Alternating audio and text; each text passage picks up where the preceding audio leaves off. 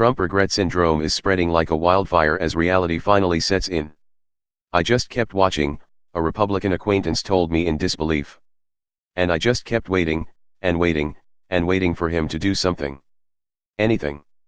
I yelled, "Stand up for your country, for the love of God." And nothing. Not even a peep. This article was originally published at Salon as a serving member in a state Republican Party organization. My acquaintance has taken a great amount of grief over the past 3 years. When Donald Trump first arrived on the political scene in 2015, he urged his colleagues to hear the billionaire mogul out. He appreciated the tough talk on immigration, the no-nonsense attitude that both differed from regular politicians and dared put them in their place. He thought Trump might not be the worst response to the Barack Obama presidency, which he considered weak and conciliatory. After Trump wrested away control of the party from the GOP establishment, my acquaintance bought a "Make America Great Again" hat and slapped a Trump/Pence sticker on his car's bumper. He met the nominee as a delegate to the Republican National Convention in Cleveland and rolls his eyes when his liberal colleagues and relatives post their Robert Mueller fantasies on social media. He stood by Trump when he criticized Gold Star families, waffled on condemning the neo-Nazis who rioted in Charlottesville and, until this week, has never so much as considered the possibility Trump had colluded with Russia. "I've had it," he said. "There is some shit I will not eat. I'm done apologizing for Donald J. Trump. Done."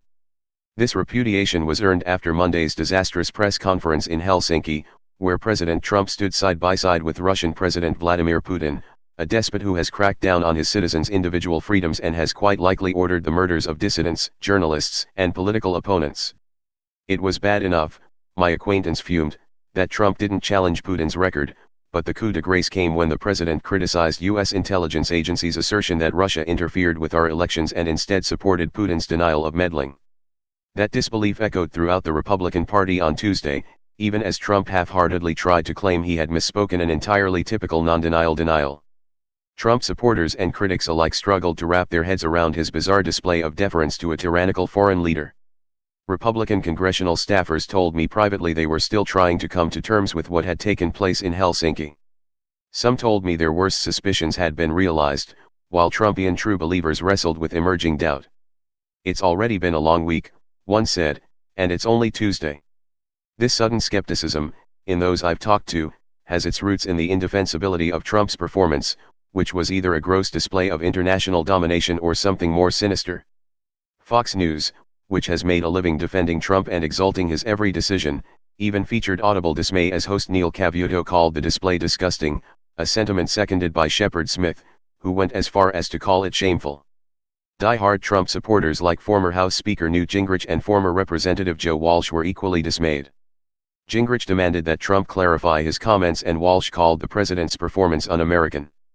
The rank and file of the Republican Party spoke out in similar disbelief. Senator John McCain, R. Arizona, offered the strongest criticism, calling it one of the most disgraceful performances by an American president in history. Accompanying his statement were the usual concerned messages from the likes of Marco Rubio, Bob Corker, Jeff Flake, Lindsey Graham, and House Speaker Paul Ryan, the entire lot of them seemingly realizing, as the day played out, that their pursuit of electoral power and legislative agenda had tied them to a very large stone that was sinking very quickly.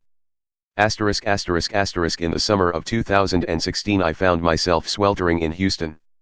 I was attending the Green Party National Convention, a haphazard affair that was far more disorganized and thrown together than I could have ever imagined. When I walked up to the media table, the volunteers couldn't find my press badge, so they handed me a blank one and a Sharpie to make my own, without ever bothering to check my identification. The Greens were busy fighting among themselves in the small college auditorium where they held their national gathering.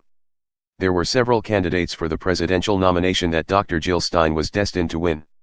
Each of them was taking their allotted time to push their agendas and settle old scores.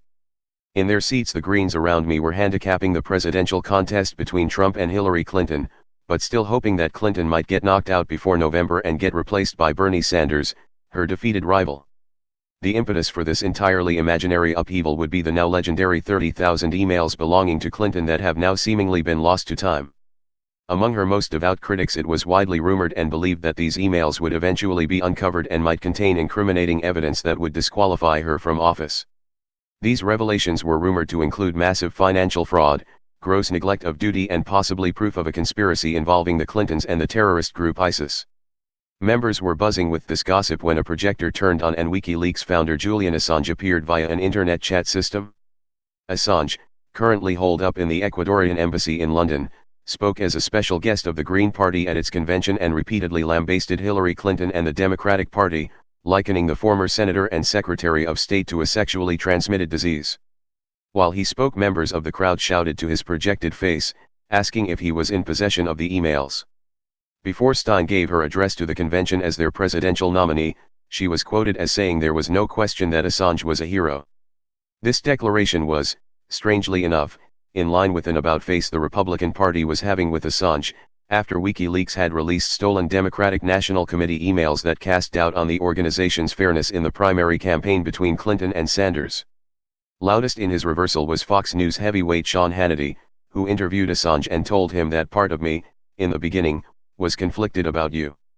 But following the DNC leaks, Hannity now applauded Assange and wished him well, saying, "I do hope you get free one day and wish you the best."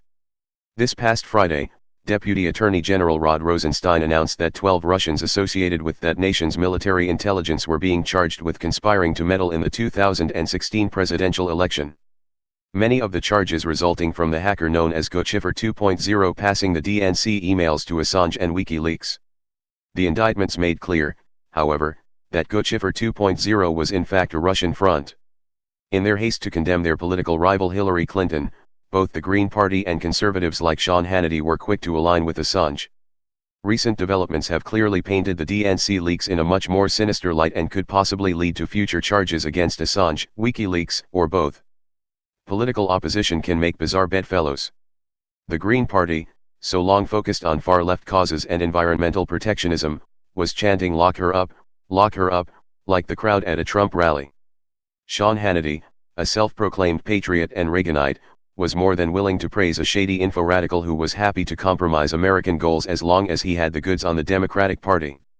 Now, with the passage of time and new evidence that has come to light, perhaps the shine has come off these new partnerships. Or maybe not. Asked for comment on the indictments, both Jill Stein and the Green Party declined to be direct. Stein's office replied with the following statement: "Whether or not these allegations are ultimately proven in a court of law, we hope that Congress will take decisive action to improve cybersecurity and protect our elections from potential threats, foreign or domestic, as we have been urging for over a year and a half." The Green Party's statement reads this way: "We are not backpedaling from our support of transparent and ethical government." Neither Stein nor the Greens would comment whether they regretted Assange's inclusion in the 2016 Green Party convention in light of last week's indictments. Stein would not say whether she still considered Assange a hero. Sean Hannity did not respond to my requests for comment.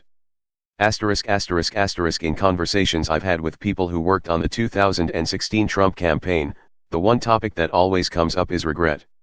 Occasionally someone will tell me he wishes he had suggested this policy or this talking point, the type of mulligan that all campaign staffers always carry with them. But mostly it comes back to the decision to join the campaign in the first place. Almost to a person, former Trump campaign staffers tell me they regret tying themselves to Donald Trump for a myriad of reasons. Some have found it nearly impossible to find another job in politics as the brand itself has spoiled. They even find it difficult to get work in the private sector as the stink of Trump travels with them. It's a problematic stigma to carry, especially for younger people who joined the campaign because it was an upstart operation that most political veterans were wary of from the start, meaning there was a vacuum they could fill and finally get their feet in the door. Some joined purely to get that experience. Others believed Trump simply had no chance to win. They expected he'd drop out sometime after the Iowa caucuses and either release his staff to be absorbed by winning campaigns or else carry them off to a Trump-owned cable news operation that had been rumored for months. But something happened. Trump gained momentum.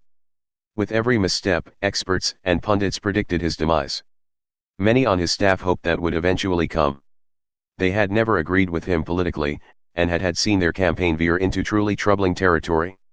There came a point, one member of the early Trump team recalled, where you look in the mirror and you don't know who's staring back anymore.